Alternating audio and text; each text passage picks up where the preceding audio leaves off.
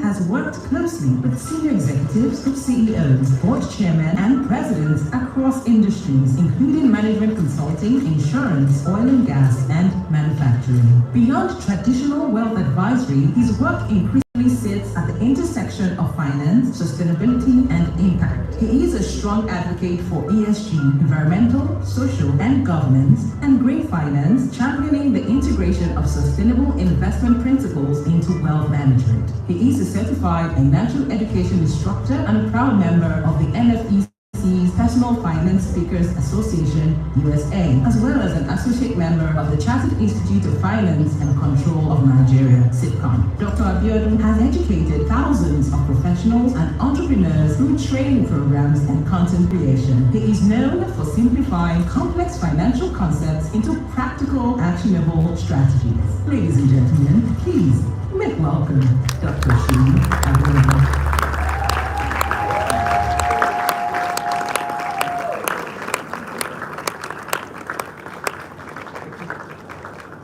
Good morning, everyone. Good morning. Please be seated. Right. It's good to be back to Morning Matters. I was at the very first one. So like I always say, it's homecoming for me. I'm not a guest speaker. I'm just a member of the house that happened to be one of the speakers of today. Thank you, Pastor Ida and Pastor T. Good to see you again. Where do we start from? I came from that city where we humorously say that the highest denomination in Lagos is what? How many of you know? What is the highest denomination in Lagos? You guys don't know the highest denomination.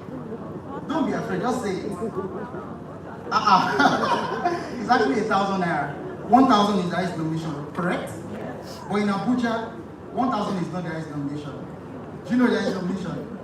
$100 bill. So I came from a city of money. So this morning, I just want to share my own journey with you. And I'm going to be drawing lessons from what I've been through. What Dike Alanode said is very true. I was sometimes at that bottom zero level. But right down to the glory of God, we are building things, big things. Clap now. So I have a slide. Is my slide ready? So let's go. Just media, please help me. Okay. It can't be in front of me.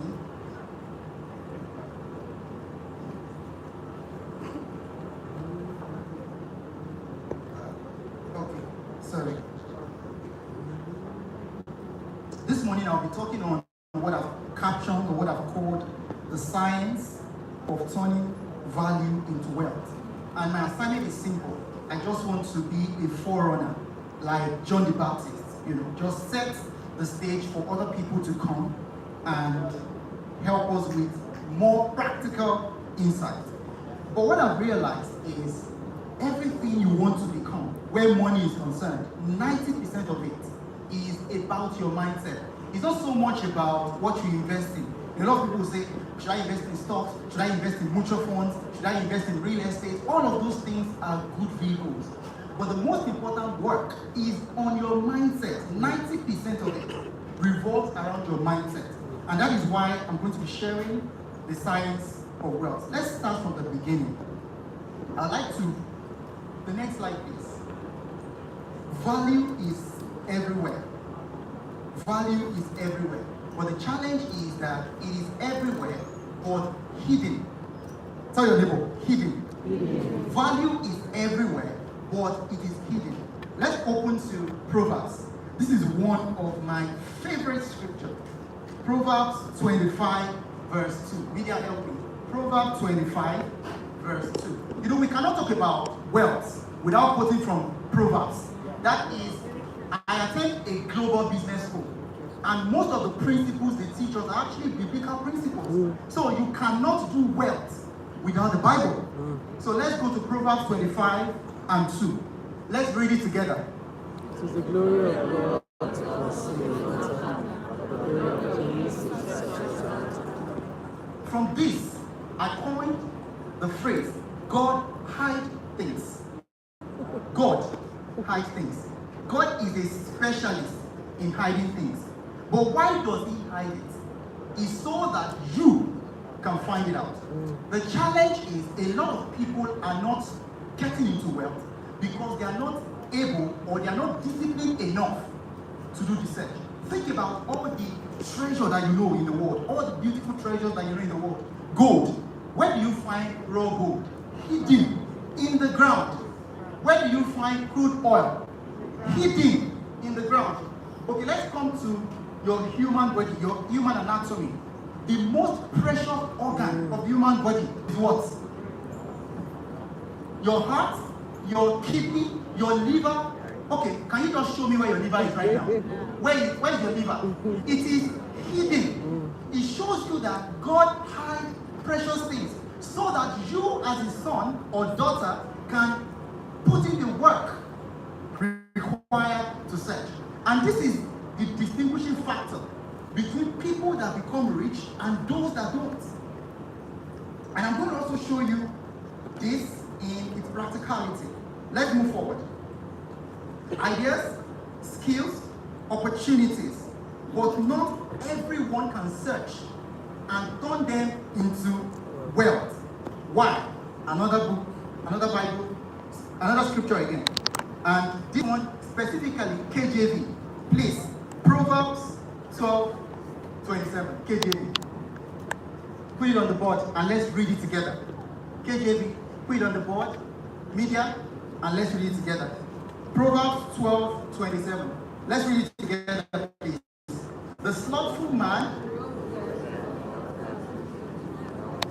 I can't hear you guys. I can't hear you. The slothful man roasted not that which he took in hunting. The substance of the diligent man is precious. Let's stop in the very first part. The slothful man or the lazy man.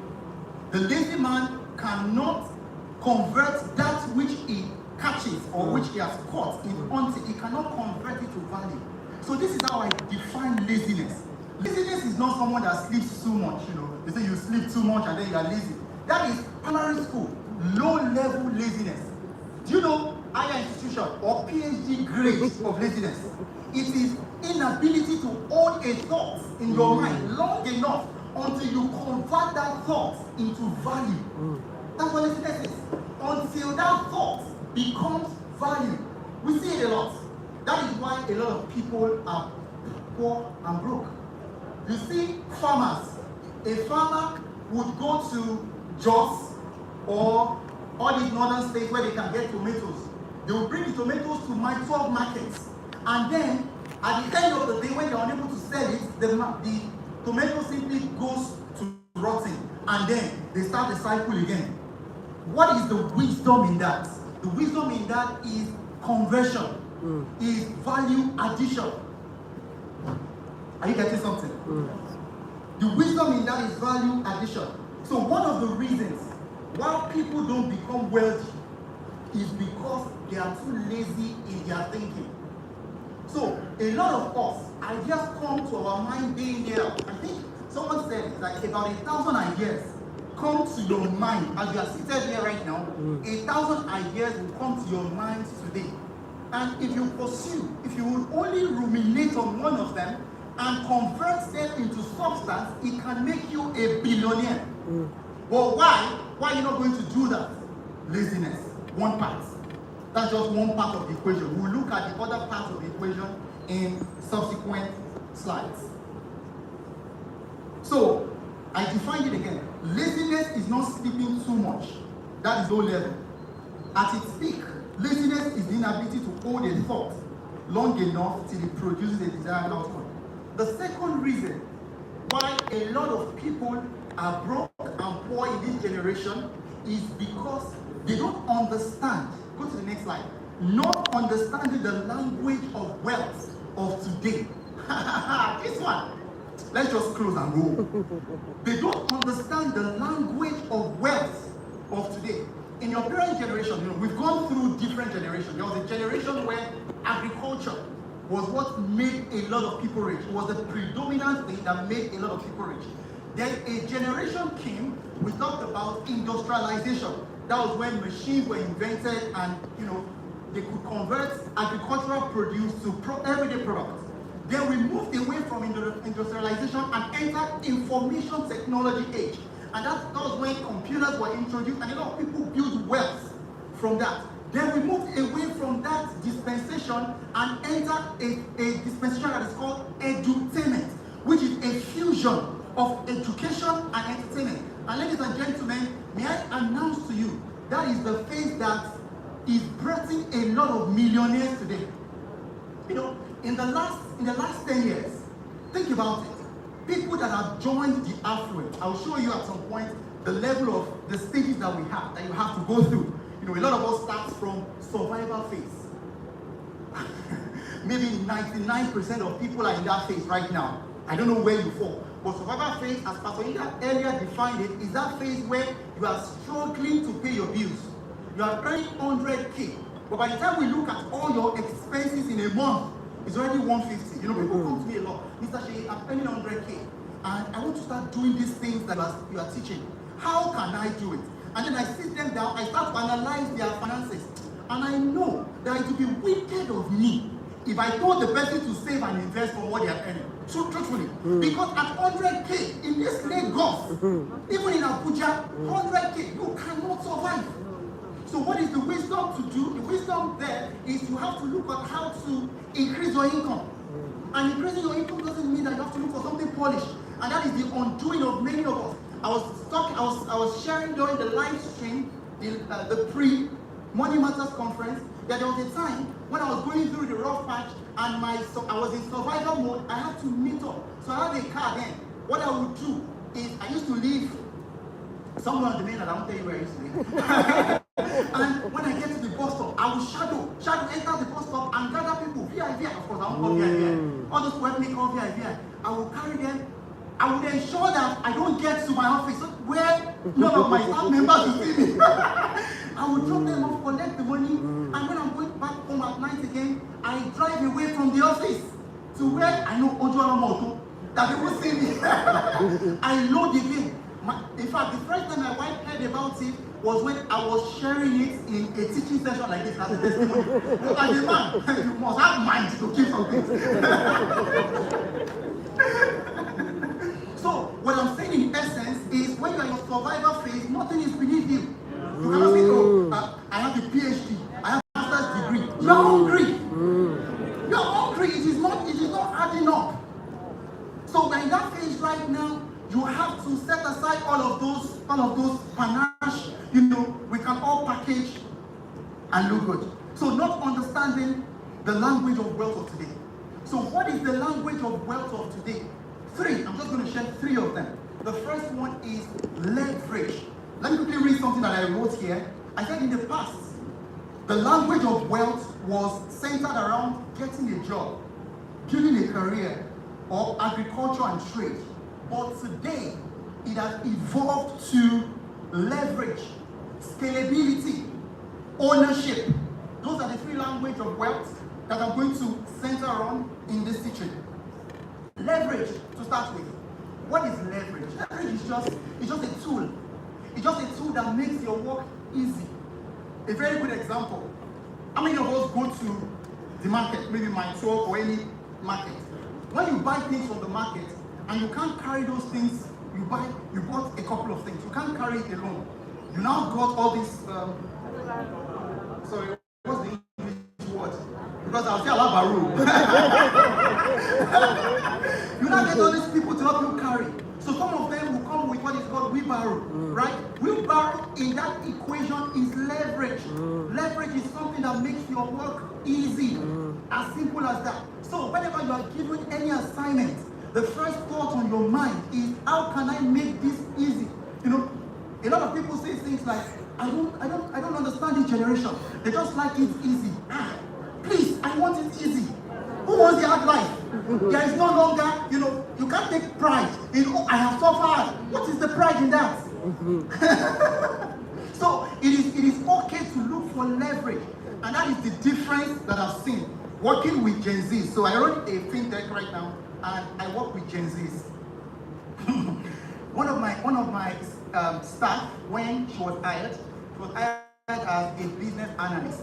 So in a particular month, we didn't have business analysis work to do. So I got a speaking invitation like this, and I said, can you kindly, I just sent her the invitation letter, can you kindly draft, just do me a first draft of my speaking notes on this topic. So, Mr. Seyi, I'll do it though, but you know, this is not what I had before. I said, you know, one time, any opportunity, you want to build your skill. So the problem with Gen Zs and millennials, the clear problem is millennials don't know how to say no, and they take on so much. They are stressed. Gen Zs, on the other hand, they know how to say, well, I don't really want to do this, right?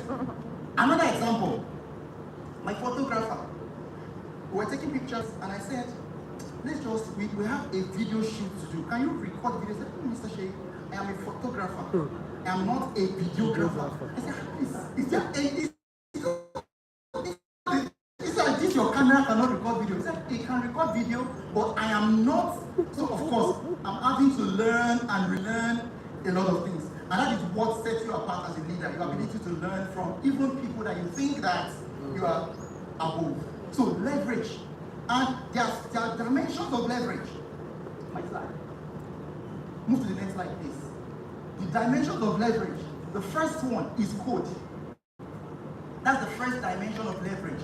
Code. Example, software, automation, AI. At this age and time, if you are a Gen Z or a millennial, you can't, the only thing you know about AI cannot be ChatGPT or Copilot. It can't. When a lot of things are now being done with AI, people are writing books, they are creating videos, they are doing a lot of stuff with AI. It's leverage. The next dimension is media. And this is where we'll spend a bit of time, because this is where I've achieved a major result. Content. You see, when people tell me that I want to start creating content, but I don't have the time, right? It's because you have not seen it that way. And how to bring yourself to become disciplined with content creation? Well, first off, you need to carve out a niche for yourself. Which area of content do I want to create? Once you figure that out, you start developing yourself. As you are developing yourself, you are sharing. In those days, what they taught us is, before you can share, become a master. No. Today, while you are becoming on your journey to becoming a master, you are sharing the process. In fact, people are able to connect with that more because they can see themselves. They are just sharing as an expert. Nobody cares, but you share your journey, which is why someone on the internet right now, we have a lot of financial advisors. How many of you can agree? This person, the only thing he has ever tried is he has done mutual money markets. That's the only thing he knows. And then I'm an expert. But that's the reality. And I tell you, the kind of numbers these people are getting. I'm talking about, they do trainings for people. One of them invited me to, you know, when you go and bite what is above you. There are sometimes I bite what is above me as well. And that's why I have people like Pastor Bola to run to, because those are the investment bankers. Those are the people doing the markets, they are the ones doing the legwork. We are just doing the theoretical, right? They are the ones in the business. So sometimes I run to them. And I saw this person's numbers. Over 500 people. They pay for the training. And someone is in his office. He's just comfortable. Say, content, there's nothing about content. So content is leverage. So you need to think about it like that. Once you define a path for yourself, you start developing yourself, sharing your journey, then you become disciplined at it. And one of the ways to be disciplined is to attach consequences to your indiscipline. Let me give a very good example. I shared this as well during the Pre-Money Matters conference. How are you able to share content consistently? I create content. Before I came this morning, I've shared a 13-page content. And I actually sit down to write these things. How are you able to do all of this? It's because there's a discipline to it. There's a consequence. I think in terms of consequences. So what do I mean by this? If I don't do these things, what would happen? A practical example. How many of us have 9 to 5s? You work in the corporate world. Are there times that you don't feel like going to work? But you go regardless. Why do you go to work when you don't feel like going to work? Consequences. Because query, they may sack you, and when they sack you, you are writing letter of invitation to hunger. So all of those consequences play in your mind. That is why you are disciplined. So the challenge is, or the problem, my question to you is, all the goals that you have designed, what are the consequences that you have attached to them? So for me, if I don't post a content every day, anytime you've not seen a content that has gone out from me, just know that you are not eating breakfast today. And I'm talking about physical, but I'm not talking, and everybody go chop breakfast, not that one. Do you understand? So that's the consequence. Breakfast is a compensation for a work done in the order of my goal. So that's the way to think about it. So if you don't do that, you just keep making promises and making excuses. People say, I want to create content, but I don't have the time. Well, are you eating today? But did you cheat with your friend? Or did you have time to at least take a nap? Those are, some of you are in Lagos. Lagos is known for heavy traffic. I don't know how it is right now. You go to work, maybe you're not even driving to work.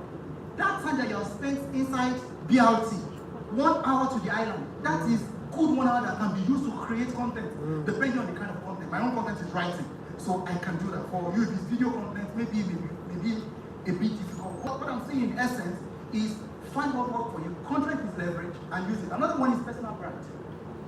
If you spend time to build a personal brand, it will ultimately help you in your journey. So we launched a business. Fundora was launched last year, November, and we started actively receiving investments, because before you can do this kind of business, you need to be licensed. They catch you. So you need to be licensed. So because we are not licensed here, we have to look for licensed partners and then do a white label agreement. With our white label agreement, we started in January. This is May. As at the last check, we've hit 570 million naira that people have invested through that vehicle. And that is just one. We have 2 partnerships right now, that's just one. How was I able to do that? Personal brand. So people, is because I'm the one that launched the platform. That's why. And the goal, when we started initially, our goal this year was 1 billion. When I saw that we had done more than 500 million in less than, I told my team, guys, 3 billion. That's our target. And we're going to hit that target. Leverage. Use your personal brand. Commit time to building your personal brand. And some of the things that we do, you have WhatsApp, you have social media accounts. What do you post on your WhatsApp story? Do you know that the things that you post on your WhatsApp story is you intentionally helping people to build a perception about you? Guys, let us sing first. The things that you post on social media and on your WhatsApp status, it is you helping people to build a perception about you. There are people that have lost jobs.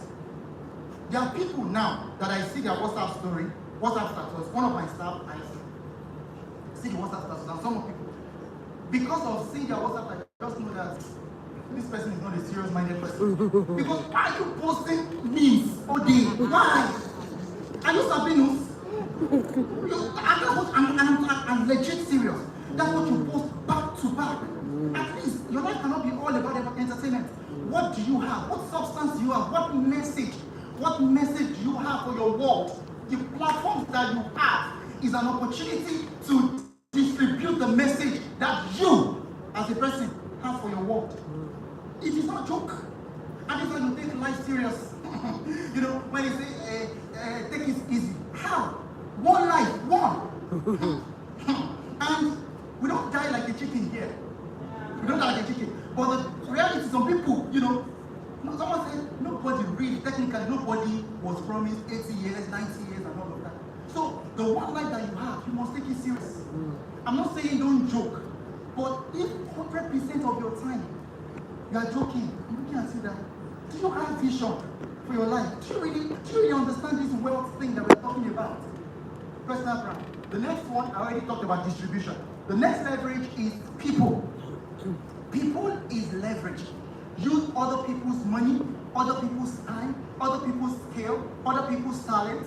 Some of us that have 9 to 5, and you want to start a business, you can use other people with structure. You can use other people. I know that thinking or that thought that we always say that you cannot trust anybody and all of that. But you don't have the time to do it. So why not create a structure that can make at least get it done? Let people disappoint you first. When they disappoint you, you take up yourself and try again. People is leverage, especially when you are in a city. I think it was Dr. Emmanuel that said it, that being rich or being wealthy, there's a level of wealth that you really cannot get to until someone brings you. It's like they bring you into wealth. I didn't understand that until I started living in Abuja. In that state, they bring you into wealth. It's not, you know, in Lagos says you can do business, you can hustle, you can do all of that. But there are some dimensions that they have to, someone has to bring you into those rooms. So, people, network. Network is also a very valuable thing to do. And of course, capital, investments, other people's money. Let's move to the next one. Scalability. The next one is scalability. And this looks very much like leverage. Scalability and leverage are almost equal. And I put this there. I said, in the last decade, many of the new affluents have emerged by combining leverage with scalability. There is something I used to say, or I heard from someone. He said the lie of small business. They've sold us this lie. But because it's a small business, it has to remain small. No, it's okay to start small, but don't think small. And I've just shared a story with you. We started a business, we've crossed 500 million. I said the next stage, let's take it to 3 billion. If I see any rate that we're already doing 1 point, I take it to 5 billion immediately. And that's how you do things. You don't let circumstances limit your thinking about scalability. So, and these are the guys. When I talk about the last 10 years, especially for the young folks in this room, the last 10 years, the people that have joined this affluence, look at this step that we all have to go through. The first is survival, where you are earning but it's not enough. The next step is stability, where you are not earning enough, you are able to save and invest from your money. The next one is security, where you feel secure. The next one is mass affluence. The next is affluent. The next is wealthy and high net worth. And the last is legacy and institutional wealth. This affluence, a lot of people that joined the list of affluence in the last 10 years, think about it. You will not find anyone that has done anything outside. Is it this? Outside? This is a representation of tech. Saying tech, fintech, all manner of tech. Then the next one, kit makers. Those guys. It's just as a pity you are not a skit maker, but you are the one posting their content, giving them free publicity. We are not making any money, you are not the one they are paying. Skit makers, entertainers, those guys have it's not church. Those guys have good money. I watched a YouTube feature where the guy went around interviewing each. Have you seen that YouTube? Someone should have. I'm sure someone would have seen that. And he went around asking each of those kit makers that how much you really make in a month. The one that said, I'm not a big boy, I'm not making too much yet. My own is just $30,000 every month. You know how much that is? From what? From acting like Mumu. Skit making. But it's working for them. Musicians. Those are industries, if I can put it like that, or sectors that have produced affluent, that has added affluence to the list. Over the next 10 years, what are some of those sectors that you need to think about that is likely to add to the list of wealthy people again? One is a no-brainer right now. How many of us know it? AI is no-brainer right now that over the next 10 years. And the way this thing works, guys, is the people that position themselves early are the ones. Think about it. If you talk about tech in Nigeria, which name comes to mind? In Aboyeji, the Flutterwave, Benga, and all of those. Those are the names that will come to your mind. Why? 10 years ago. Go and read it. See now, it's not coincidence. 2015, 2016, 2015, just around the same time was when fintech became a thing. So AI is still at its infancy stage right now. As a young person, you want to start thinking, how can I position myself? What do I need to learn? What trainings do I need to expose myself to? What degree do I need to go for? Do I need to quickly relocate abroad to get mastery of this thing? That would be the best. That may be. Let me not say that would. That may be the best decision for someone right now. Let's move to the next slide. I think I'm running off. Thank you. Scalability. I already explained this. That when you start a small business, you can start small, but think big. Think big. Let's move to the next one. And I think that should be the last slide. Ownership. Ownership. Another language of this age is ownership. Anytime I'm in my thoughts or I'm in my feelings, one of the things I think about is God. When all is said and done, what is that one thing that will be linked to me that I was the one that created this? I don't know what, do you think like that? Like, for them to just say, they see your name on one thing. Ownership. What is one thing that I want to create? And it can be as simple as digital products, like ebook. And so don't let us make it too spiritual. It can be as simple as an ebook, that I'm going to write an ebook, that I'm going to learn everything that it takes to write an ebook that will be, this is what I gave birth to. Something to call your own. And I've said intellectual property. Angel investing. You know, I made a post where I talked about a business that I co-founded, apart from Fondora. So one of the strategies, one of the things I started doing right now is to look for small businesses. Doesn't have to be tech, everyday business. And then I just look at the numbers and I partner with them. So one of the business that I partnered with, we started with 20 million, and within 1 year we built to 100 million within 1 year. So one of the good things about this country is the numbers in terms of the people that we have. There is nothing you sell in Nigeria that won't sell, because there are a lot of people, right? So aside doing angel investing, structurally, angel investing, you need to be operating in the realm of thousands of dollars for you to do it. But I found out that there are small scale angel investors.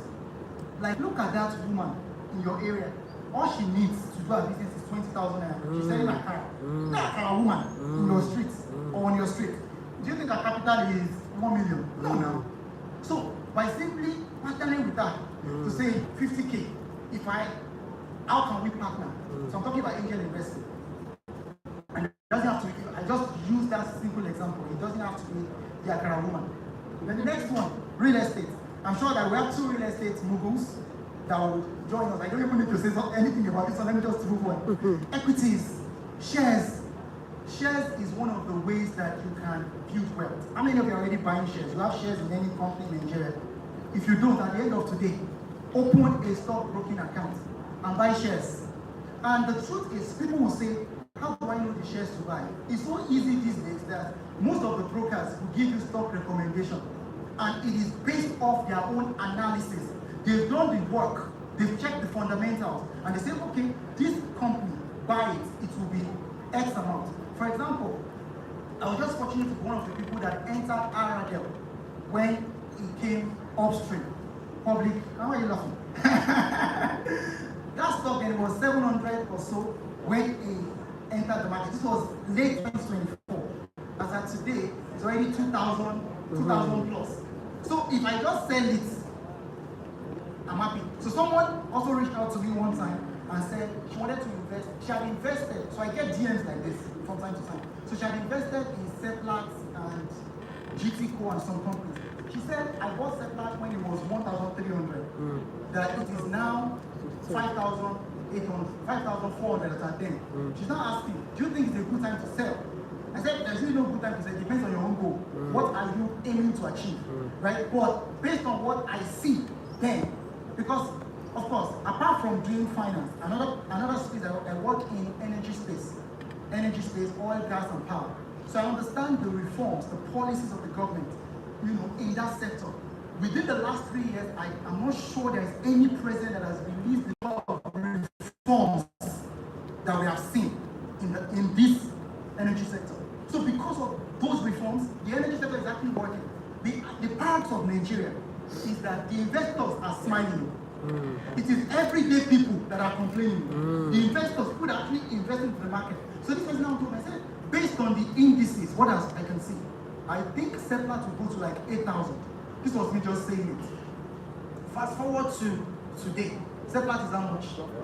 Over 11,000. It's now the most expensive listed stock on the Nigerian Stock Exchange. So invest in equities is not a quick way.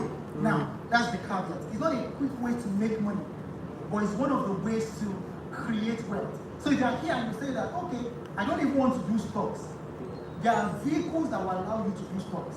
Example is equity fund. If you do equity fund is a means to an end. By investing in equity fund, the fund manager invests in stocks and you also get your capital appreciation. I looked at my stock portfolio, I think 2 weeks ago, and I saw that over the life of it, that particular portfolio is less than 2 years. I've made 112% in less than 2 years. That is the magic that can happen when you invest your money. Ladies and gentlemen, thank you for having me.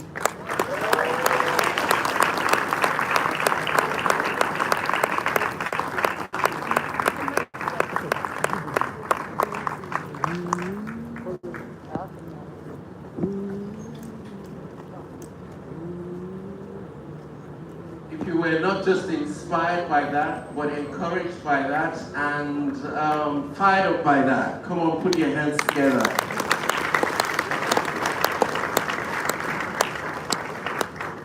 Thank you very much, Dr. Seyi Abiodun. Just a few months back, it was Brother Seyi Abiodun.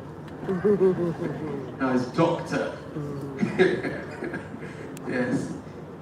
Thank you very much. How many people are blessed by that?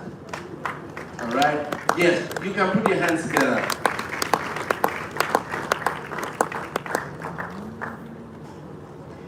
They say gratitude is a very important attribute.